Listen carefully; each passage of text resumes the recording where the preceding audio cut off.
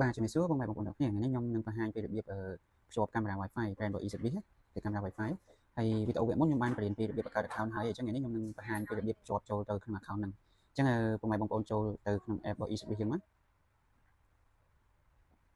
អូខេសម្រាប់ app eService របស់យើងដែលបង្កើតឲ្យថ្មីដំបូងគឺវាចេញមកបែបនេះពុកម៉ែបងប្អូនដោយសារយើងអត់មាន add កាមេរ៉ាចូលអញ្ចឹងយើងឃើញពី add device យើងឃើញពី add device នេះគឺក៏យើងអាចចុចនៅសញ្ញាបូកខាងលើជ្រុងខាងស្ដាំហ្នឹងក៏បានដែរអញ្ចឹងបើកាមេរ៉ា app យើងអត់ទាន់មានកម្មវិធីកាមេរ៉ាចូលទេយើងគ្រាន់តែចុច add device ហ្នឹងមកចុចលើ add device មក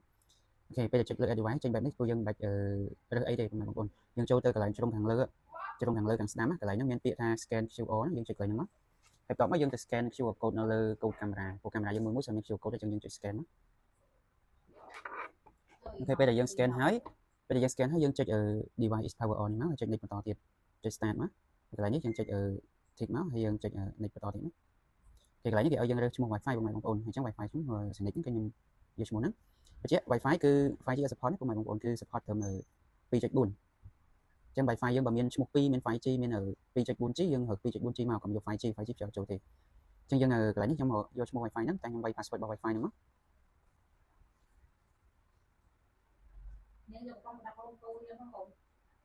គេពេលដែល load មកបែបហ្នឹងហើយគឺយើងពេលដែលយើងវាយ password របស់ Wi-Fi ចូលហើយយើងចុច next បន្តទៀតអូខេចុច next ហើយយើងចុច join អញ្ចឹងយើងរងចាំបន្តិចចាំឲ្យកាមេរ៉ា connect ទៅ Wi-Fi អូខេពេល connect ជោគជ័យហើយយើងមកដល់កន្លែងនេះកន្លែងដាក់ device name យើងចង់កែដាក់ឈ្មោះដាក់អីក៏បានដែរបងប្អូនអត់អីទេតែបើយើងអត់ដាក់ទេយើងចុចនេះបន្តទៀតទេ platform registration successful អញ្ចឹងយើងរងចាំឲ្យវា config បានជោគជ័យអូខេ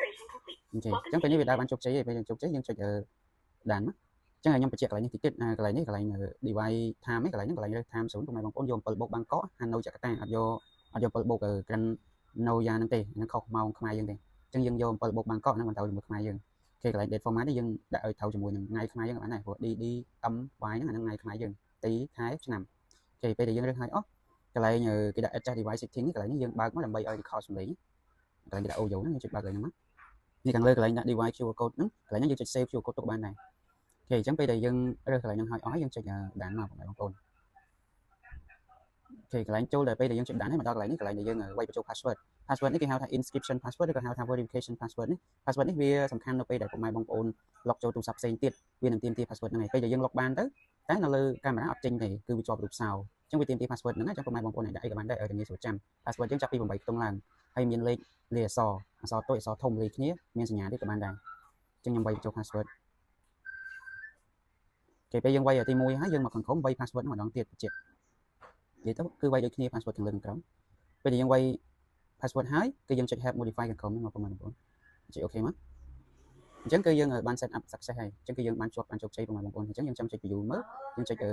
view កាមេរ៉ានេះទៅឃើញមាន2អូខេអញ្ចឹងសម្រាប់កាមេរ៉ា Wi-Fi brand របស់ eService គ្រប់ model ទាំងអស់គឺធ្វើដូចគ្នាអញ្ចឹងបងប្អូនអញ្ចឹងរបៀបភ្ជាប់កាមេរ៉ា Wi-Fi គឺមានតែប៉ុណ្្នឹងទេអរគុណ